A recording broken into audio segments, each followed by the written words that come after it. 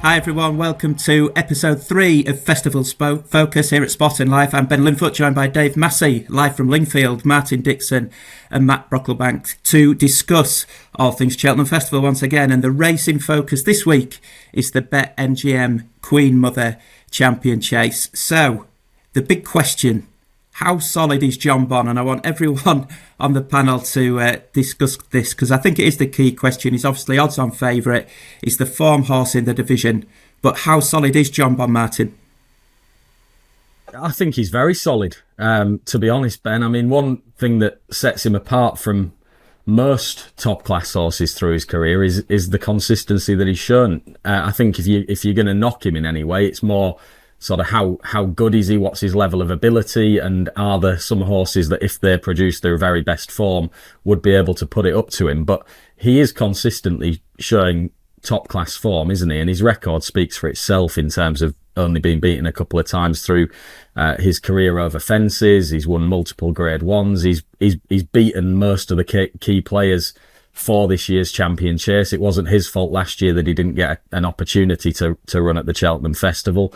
And I think you look at some of his defeats, and they've been narrow defeats, or he's been beaten by genuine superstar horses who have been in the shape of Constitution Hill in the Supreme particularly, who have been right on their game. So this is a horse that turns up and delivers, doesn't he?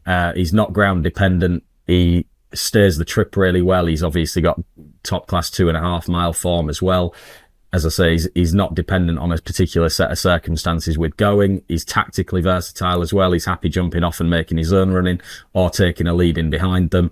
I don't really know how we can crab him, to be honest. And if anything, this season he's been probably better than ever. You could certainly make that case anyway with his Tingle Creek route. Dave Massey, there's a challenge for you. Can we crab John Bon? I don't think we can, to be perfectly honest. Martin made a very good point there that I was going to make about ground. We were sort of talking about the Gold Cup a couple of weeks ago. It might have even been last week. I can't remember now. Time flies by, Ben, when I'm on these podcasts. Time flies by. But we were sort of saying, how anti-post-wise you couldn't back something like Banbridge or Corbett's Cross until you knew what the ground was going to be on the day. That doesn't apply with John Bon. He's entirely versatile, absolutely versatile on any ground you pretty much want to put in front of him. Martin's talked of him from a form perspective. I'll talk of him now from a paddock perspective, because I've seen him every time this season, and every time he impresses. And what impresses now with John Bon is how he's grown up this season. We knew John Bon as a novice, a very edgy sort, often got a bit keen, often got a bit warm, often had to have a second handler to sort of grab hold and make sure he didn't go over the top. This year he's been a different horse. He's been a different horse. At Sandown in particular, before the Tingle Creek, he barely turned a hair. Really calm, both pre-parade and parade. Actually, to be fair, he missed the pre-parade ring that day. He came straight down the parade ring with here we go. This is going to be it. This is going to be John Bon on his toes again. He's like a lamb, and he's a different horse this season. And he's grown up, is what he's done. He's grown up, and that's going to make him extremely hard to beat for me when we get to the festival. Matt, how solid is John Bon? Well, just on Dave's point there, I've seen him up close and personal on Monday, and I'm amazed to hear that he was not quite as edgy, because at home he's absolutely mad. He's still a savage, apparently. In fact, there was a I've never seen a bigger turnout for a Nicky Henderson stable tour, and it was really good to see him in good spirits and the two mega horses in really good form. But it was there was a little moment at the very beginning where a few people were kind of just snooping into the little stable bit there where Constitution Hill and John Bon share. Nicky was pointing out, the new roof and all this, and then he hadn't realised a couple of the members of the press were in there, and he was like, "Get them out! Get them out!" He was like flushing them out. He'll bite your arm off. He didn't want anyone sort of going close to John Bon. Constitution Hill, he said he's gonna sell rides on him for a tenner when he's retired. He could just do absolutely anything they want with him. But John Bon's still at home, very, very on it. But I like that. I like that sign. And the jump to the point. You don't get much more solid than John Bon, unfortunately. I know you've got 1 or 2 points against him, Scoop, but time form comment here is a credit to connections and a wonderfully consistent performer. And I do think that sums him up. Can you get more solid than 14 chase starts, 12 wins?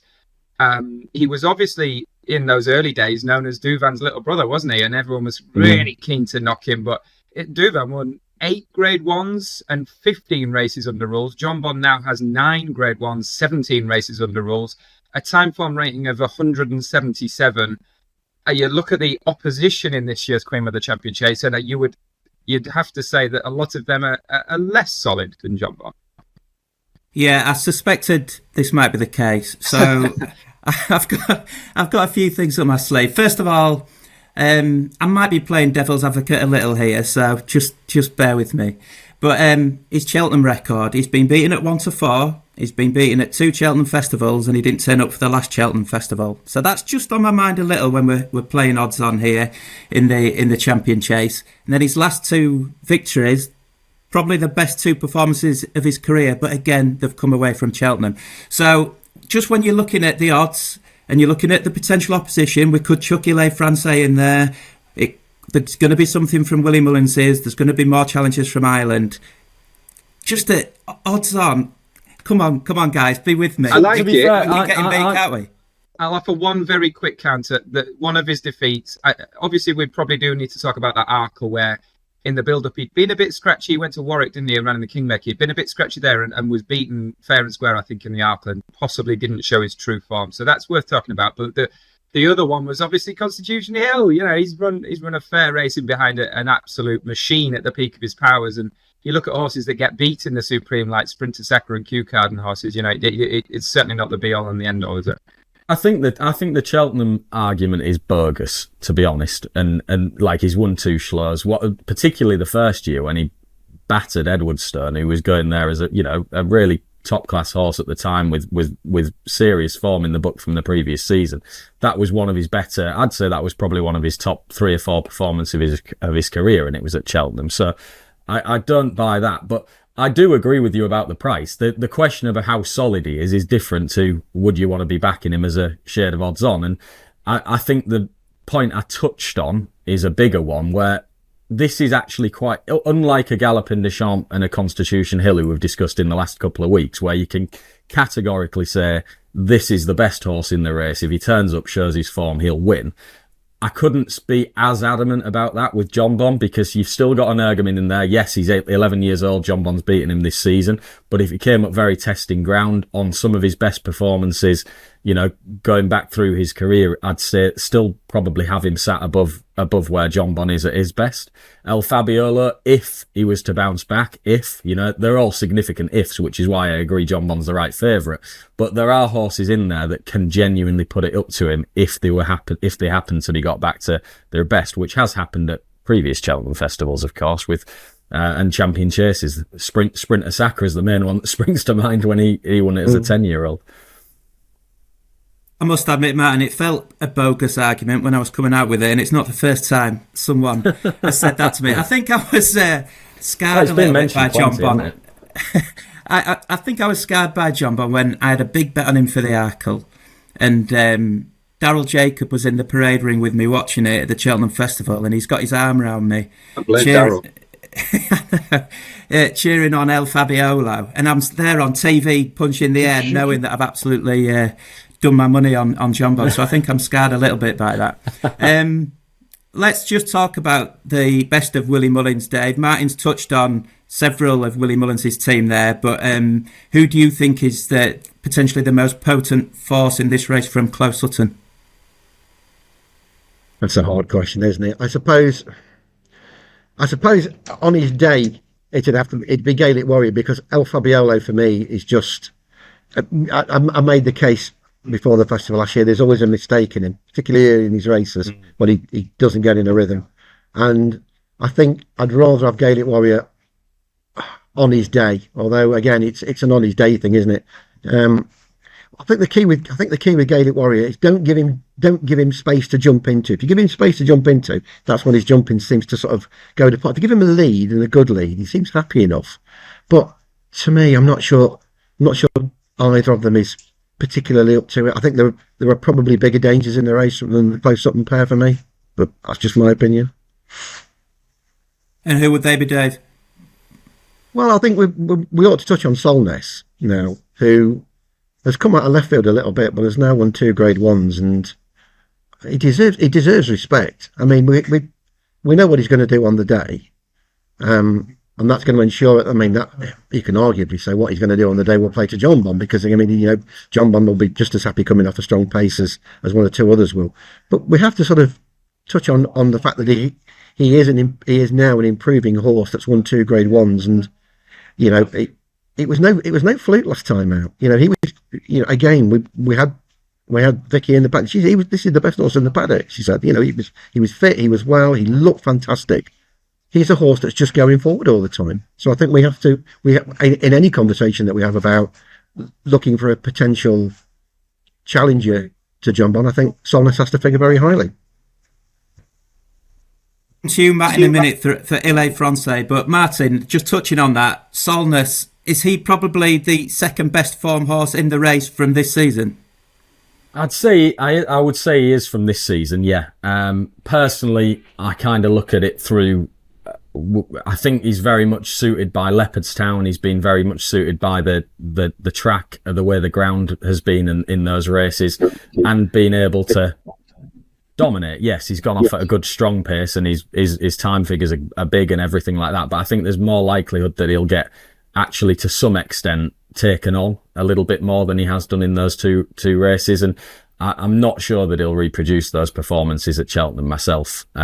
For all that I believe them for what they are on the day as Leopardstown performances, but I'm just not convinced that he'll repeat them in a champion chase myself. Okay, Matt, Il Francais, if he runs in this race, and it isn't a big if at the minute, but if he does, is he the biggest danger to John Bond? Yeah, I would argue that he's actually the one with the best form, aside from John Bond, obviously based on that fantastic effort in the King George. I hope he runs, Scoop. I really do. It was interesting reading Graham North's Watch and Learn column after the Kempton over Christmas, and he really was quite keen to highlight some of the sectionals of this horse and how fast he is. He actually mentioned he'd love to see him supplemented for a champion hurdle. That's how impressed he was, which obviously piqued my interest. But obviously, they're weighing up Ryanair or Champion Chase. I'd love to see him in this race, Scoop. I really would. I just think those tactics, it can be done, can't it, around the old course at Cheltenham. We saw Politilog make most when he won. I think put the kettle on. She pretty much made most of the race. Special Tiara. You go back through the years of like Edredon Blur and horses like Viking Flagship, and I'm sure we'll come on to them. This is a race. If they go flat out and they go hard, they could be hard to catch. And what it would do as well, it would just make a brilliant spectacle with Solness potentially harrying him along as well. But I think in terms of form, Il Francais is a massive player. I think it could be an interesting year for the French. I would like to look back to that. At the end, maybe when we're looking at some horses that have come on the radar, I will mention another French horse. But yeah, I think Noel George, it's interesting hearing him talk about this horse, isn't it? Because they are weighing up the Ryanair, but I think they really want to go for one of the prestigious races, which is why they were talking about Gold Cup and Champion Chase. And I think they're almost thinking this horse is kind of, he's a proper legacy horse. He talked about him like Courto Star, didn't they, 2 years ago when he won that Courto Star race at Kempton. So I'd love to see him go for the Champion Chase and maybe step back up in distance a bit later on. He's another 7-year-old, a bit like, Solness. So when we say John Bond is absolutely rock solid as a 9-year-old at his peak, but some of these other horses could yet have a little bit of improvement to come, as Martin said. We'll round up thoughts on the Champion Chase in a second, but I just wanted to ask you, Dave, about Il Francais. We saw what he did at Kempton over 3 miles. Do you think he's got the speed, the legs, to really get 2-milers out of their comfort zone, jumping like he does from the front? It's an interesting question, isn't it? We've seen sort of 3-milers that I don't think. I'll start by saying I don't think he'd get a Gold Cup trip. I don't think he'd get. He doesn't strike me as a. He doesn't strike me as an out and out. Died in the wall stay, which I still think you need to win. You can win it with class and you can win it with a bit of speed, but you still need to stay. And I don't, in my mind, think that he's a 3 mile 2.5. So for me, he's actually a Ryanair horse. I think that'd be ideal for him. But I see the case for sort of dropping him right back in sort of one man style to sort of back to 2 miles, given that the speed that he has actually got. It'd be interesting. I just don't think they'll go this way with him. I know Matt is absolutely right. Said they want to go with one of the prestigious ones. I actually think they'll probably go Gold Cup. Is my theory at the moment. I actually think they'll go that way, but I don't think it's the right way to go. I think going Ryanair or even Champion Chase. Has he got the speed? That remains to be seen. He's speedy, but whether he's got the speed to lap over 2 mile, I don't know. Okay, Martin, is there anything else we should mention in this race that we haven't discussed yet? Yeah, I mean, just on that, I think he's been taken out the Gold Cup, hasn't he, Le Francais? So they've got the Ryanair and the Champion Chase. Yeah, they've got the Ryanair Champion Chase options, so it's kind of going to be between them. But he's the horse. When how solid is John Bon was the initial question. I think we're all in agreement. Most of us are in agreement. He is rock solid. But Le Francais is that real left field horse that if he does end up getting declared for a Champion Chase, I think he probably would be very popular in the betting. I think it would mean that John Bon drifted out a little bit.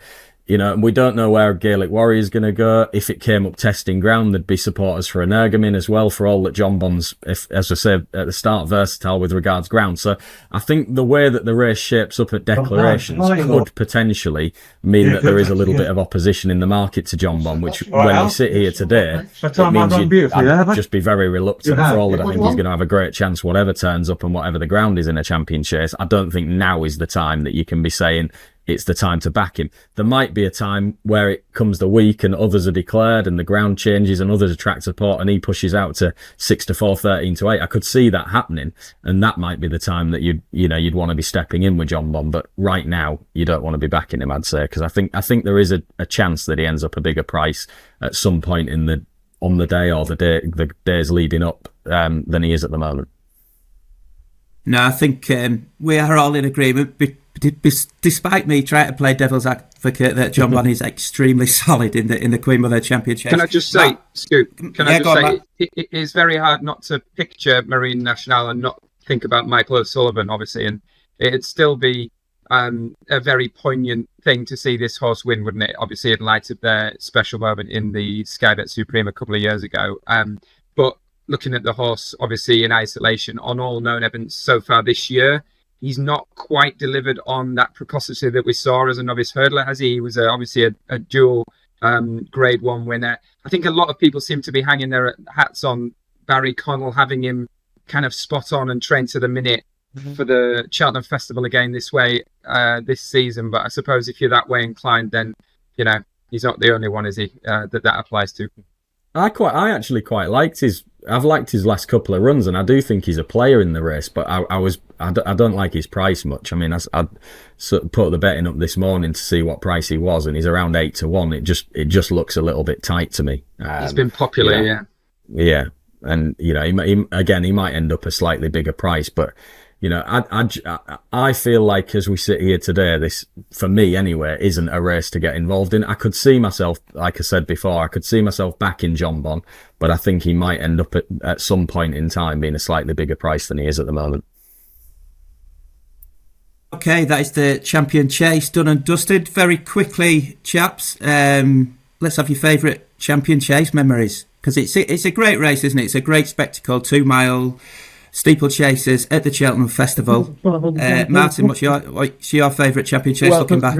I touched on it earlier, actually. That 2016 race when Sprinter Sacre came back and won it as a 10-year-old after all the problems that he'd had.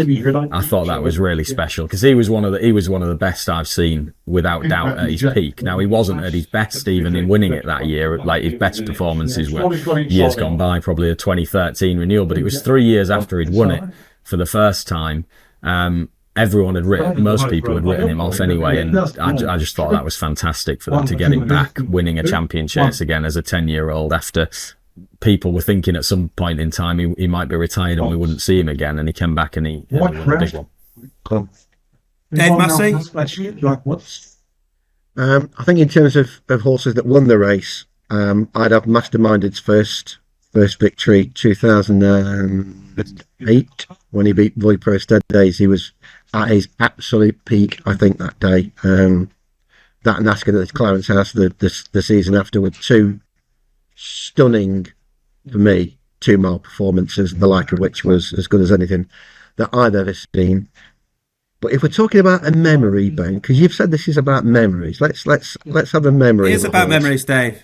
It is about memories, and I can give you a memory from 2004. Me going around the gaff tracks and seeing a horse called Ben Ottery, who was trained in originally by Oliver Carter, and I'd seen him a couple of times, and I'd said to Russ, this horse has got a bit of ability, It's rated 80, this horse.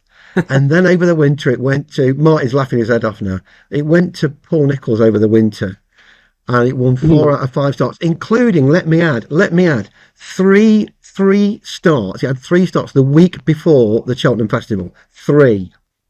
You won't see that these days. It won 2 out of the 3 starts, then went to the Champion Chase, and how we all laughed as this 33 to 1 shot came there on the bridle, 2 out, but didn't get up the hill.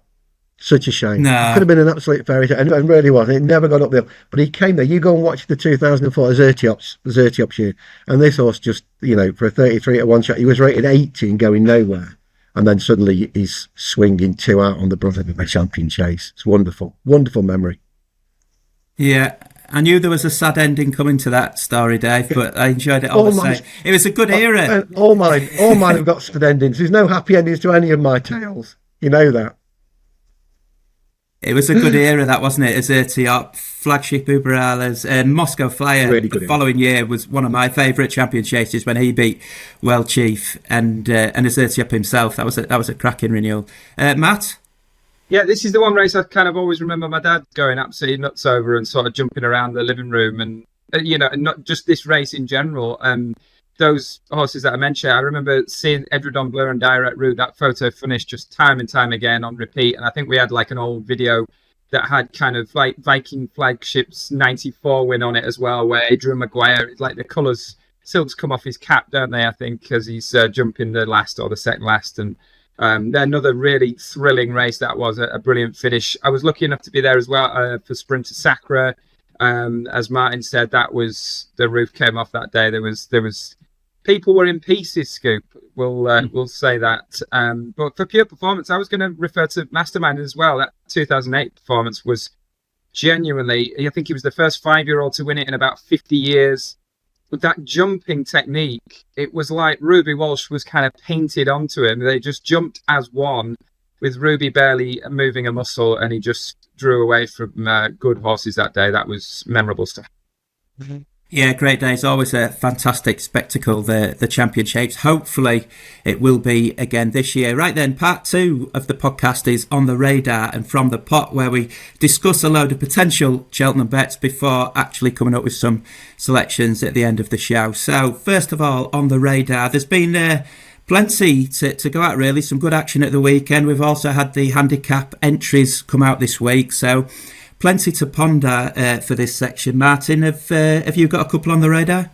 I'm gonna put one forward for On the Radar to have a little bit of an eye on for this weekend with a view to the Pertemps final, and that's Minella Missile for Evan Williams. Now, he isn't yet qualified for the Pertemps final, but the last of the qualifiers is at Chepstow, due to go off at 2:32 on Saturday. There are only 13 entries for the race, so it's probably going to be one of the smaller field Pertemps qualifiers that we'll have had. And this is a horse that won a Grade 2 as a novice at Cheltenham, and he looked pretty smart, to be honest. He beat Captain Teague, turned him over as an odds. He was an odds-on favourite. He turned him over at a big price as a novice to win the Grade 2. He then missed most of last season after that, and he's had a long time off the track, but he came back from 15 months off at Windsor in January. I don't know if Dave was there, but if he was, I'd be interested on his take from him in the paddock. But he actually showed a little bit. I thought he was only beaten 9 lengths, probably wasn't quite ready. And then they dropped him to 2 miles 2 weeks ago at Newbury. Now, if he runs, which I'd expect him to on Saturday, he'll have had his 5 hurdle starts, and if he finishes in the first 4, he'll obviously qualify for it. And it could just be a horse that is being kind of laid out to try and get qualified and peak for that race. He's already high enough to get in the race. So I'll just have him on the radar to keep a very close eye on how he runs and how he shapes on Saturday. in the Chepstow Pertemps, the final qualifier for the Pertemps, because if he does finish in the first 4 in shapes with a bit of promise, it could be a case of fastest finger first to get the prices. Okay, were you there, Dave? You tend to get everywhere, don't you? I was just having a look, actually, and the honest answer is I don't know. I've just had a quick look at I think I was there, but I'm not sure whether I was actually covering the paddock that day. It might have been Vicky that was covering the paddock. I will have a look though, and I'll come back to you. Yeah. Okay. What's on your radar, Massey? I was at Haydock on Saturday. I can give you a couple that I really like. They're probably not actually going to be Cheltenham on the radars. They're more likely to be on the radars for Aintree, to be perfectly honest. But I'll give you a couple that are interesting. In the juvenile hurdle, Give It To Me OJ was coming back off a bit of a break. He looked in need of the run. He'll definitely come on for it, and he's got, I think, given a liking for good ground. Desperate at Haydock actually on Saturday. Derry Hassan Paddy in a lace race was taken out because the ground was probably a bit too. It was no worse than good to soft by the look of it. With a liking for good ground, I think Give It To Me OJ's definitely got a nice juvenile handicap hurdle in him. Possibly the one at Ascot. There's one at Ascot, I think, in about a month and a half's time. I would say he'd be lined up for that. Nice looking horse, got some size to him. And later on the card, in the Rossington, we saw Battleborn Lad win for Mark Walford, and believe you me, I think this could be a very, very nice horse. He did a lot wrong beforehand. He was keen, couple of handlers on him, very much on his toes, not really concentrating, still very, very green, and he showed that in the race as well. He had a bit of a look out at the stables as they went past the paddock for the first time, and then unseated Jamie Hamilton as he did a similar sort of trick after the winning line. That shows you how green and immature this horse is. And I put in the feed, I said this is one for another day. I actually thought the second Moon Rocket was a bit more professional and a bit more forward on the day. I think that was the one. So for Battleborn Lad to do what he did was to make all and just power clear from 2 out in the style of a really nice horse. He's a big angular chasing type. He'll make a lovely horse next year. They mentioned throwing him in at Aintree in the 3 mile hurdle there, which I totally get. You might as well see what you've got, and given how green and immature he is, there is a stack of improvement to come from him. I like it, Battleborn Lad, just making a record in my own personal notebook there, Dave. Thank you for that. Always a pleasure. Matt, you must have a couple on your radar after the handicap entries came out. Yeah, there are. It's always trickier. I don't like to talk too strongly about handicappers when we don't know what any of the Irish horses have been weighted yet. So we will be back with a bit more clarity maybe next week on the handicaps. Few horses I do want to mention. It hasn't run recently, but Galileo Dame I thought was quite interesting. Joseph O'Brien, we've been talking about him and the way that his horses improved from race to race. And she was entered not only in the Triumph Hurdle, but she's in the Ryanair Mares Novice as well. Quite well back for that. I thought that could be an interesting move for her. She was really classy on the flat. Has done absolutely nothing wrong so far over hurdles. Obviously just beaten by Hello Neighbour in the Grade 1 at Leopardstown. She's worth a mention. She's come on my radar, Scoop.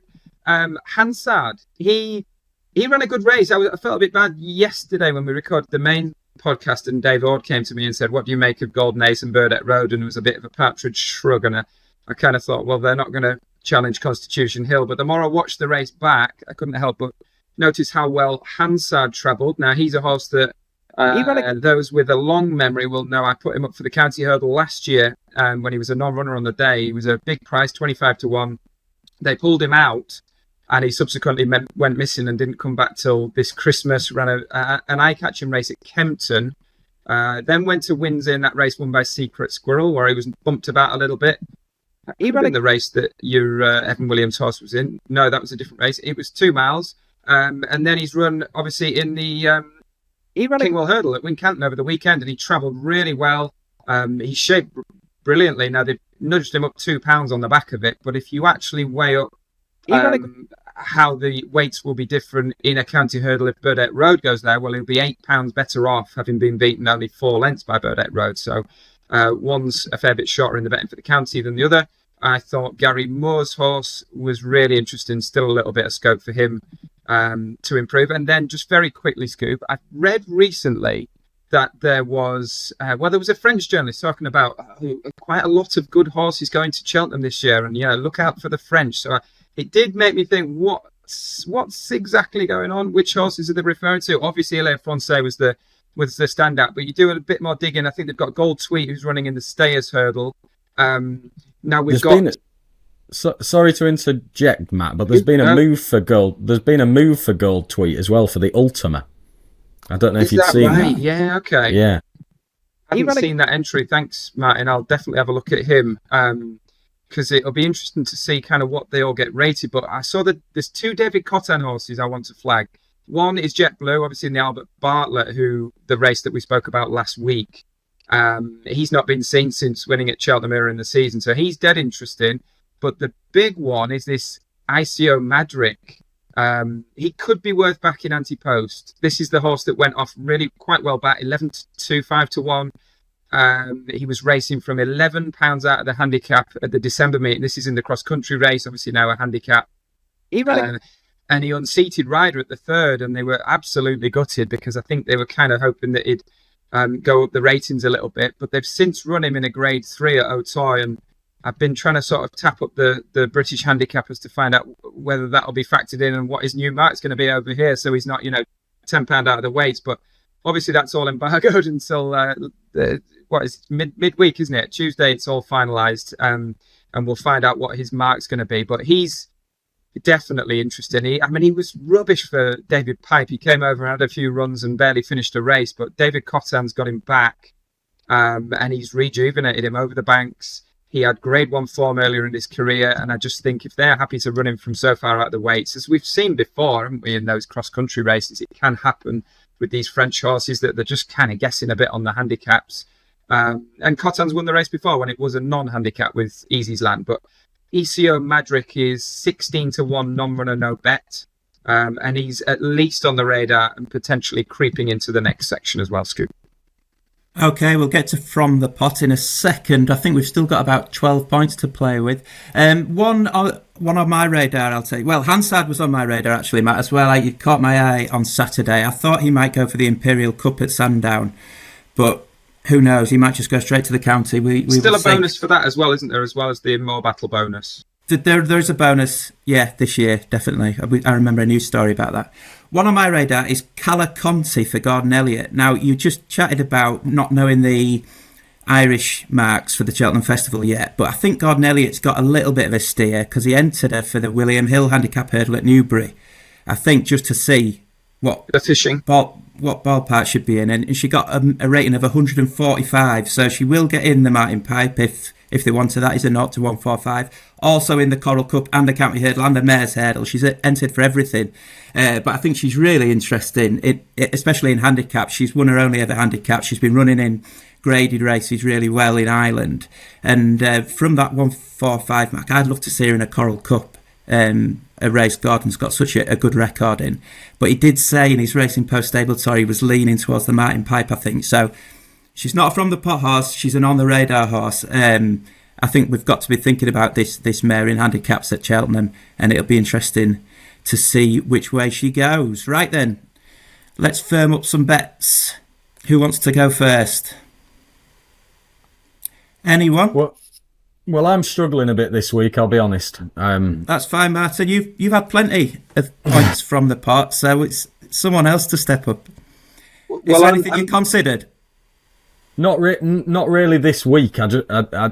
Matt touched on the weights start coming out, don't they, next week, and I think it's a little bit of a lull, to be honest. I mean, the closest I would be to suggesting is if anybody wanted to take a chance on the horse of Evan Williams's that I mentioned that runs at Chepstow. I think it's about 20-1 at the moment, and you'll just have to. It could shorten up if it shapes with Conspicuous Promise, Minella Missile, but I wouldn't. I think it's more a case of acting quickly afterwards if you spot it and it does finish in the first 4 rather than getting involved now. Okay, one I wanted to mention, and I think I'd want the panel to agree if I was going to have some points on this, but we haven't got a Gold Cup bet yet. we've got Queen Mother Champion Chase, couple in the handicaps, Champion Hurdle. But I just thought that now might be the time to get with Corbett's Cross. I thought on Saturday it was a lovely tuning up exercise for the Gold Cup in terms of just sharpening him up so he can travel in a Gold Cup. We know he's got the stamina after his National Hunt Chase win. And I do think if we're looking each way, he's the one horse that I would have an each way play against Galloping de Champs with. Like Dave said earlier, you need to stay to win a Gold Cup, and this horse has definitely got stamina in his armour. And I just think the way he's been trained this season, running in a King George, running over 2 Mile 5 last weekend, it's all about getting his jumping better. Jumping is perhaps an Achilles heel, but I think you can sort of ignore what he's done over 2 Mile 5 on Saturday with regards to his jumping. I think that just might sweeten him for March. So because he was nudged out a little bit, he was 12-1 before the weekend, he's 16-1 now. I thought now might be the time to get with him each way. But I'm happy for someone to shoot me down, so what do we think? I think it's the only bet I'd be willing to have in the Gold Cup. I think, what you say, Dave? I think you're looking for weather. I was going to say, I think you're looking for weather like I've got at Lingfield here today. Wet. But yeah, listen, I like stamina. Well, I don't mind stamina. It's soft and soft, isn't it? It is. Okay. It is. I'm happy, Ben. I'm happy to row in with you. Martin? Yeah, go for it. Okay. Well, that's 1 point each way then. Yeah, Matt, I think you've got something, haven't you? We spoke about him though, didn't we? Obviously about Corbett's Cross. And we were kind of thinking we need to see that last run rather than back him at 12s. Like the price had dried up, and then for him to drift now, I think he's the only bet you can have in the Gold Cup. And if you got the weather, he's banging there to finish second. He's at the very least, isn't he? Let's get him in. Let's get him in the bag. Yeah, so my obviously I'd be looking at this ICO Madrid for David Cotton, but it does feel a little bit grim on the back of the Delta Work news, and that's obviously not why I was looking at this race. But he's come out of the reckoning, and it's an open race. I think we're kind of looking at now. If you want to play now, you're playing just before the handicap ratings. And what's the situation with Stumptown? Because obviously Martin Greenwood has handicapped him for the Grand National. Is that going to be a different mark for the cross-country chase? Okay, so he's been clobbered then. He's gone up. Should be the same, shouldn't it? It should be, yeah. I know they've got that leeway to apply a little bit of... Yeah, but he hasn't got any entry form, has he, Stumptown? So you wouldn't apply an entry factor, I don't think. Okay. So my only thought there, I mean, he's a horse I've got a lot of time for, but he was one where he'd been treated quite harshly, hadn't he, on the back of his win in the cross-country. So if he's having to run off his revised kind of entry mark in the cross-country at Cheltenham, and perhaps this French horse has had the little sighter in the Grade 3 to just nudge his handicap mark up a little bit, he might not be as severely out of the handicap, if at all. It's a risky one, and we're working on the weights kind of working out in our favour. But obviously, Delta Work was the highest rated horse that was keeping him well out of the handicap in December. Stumptown 157 for the Grand National. Okay. We'll get ICO Madrid in there as well then. Dave, have you got anything this week? I think you've got to put him in. We missed about Ginny's Destiny, didn't we, a couple of weeks ago? He's now 16s and 20s, I see. Yeah. Oh dear. That's shortened up a bit. The only horse that I sort of looked at after the weekend with a view to having a bet, unfortunately, it's also in the Pertemps, which is why I'm sort of loath to put it up. But Doddy the Great at Haydock in finishing second to One Big Bang, that was the best he'd looked. I'd seen him for a long time, and the cheap pieces really did the trick. Now, he's had a £5 rise for that, takes him to 131. Pieces, yeah, I was going to say. Creeps him right into but it will creep him if he gets him right into the bottom of the handicap. And he's only in the Pertemps now, Festival, no other handicap. And I thought he's quite interesting. Got some bad news from the Henderson Stable Tour, Dave, regarding that horse, in that he talked him up quite a lot. More bad news. Oh, no.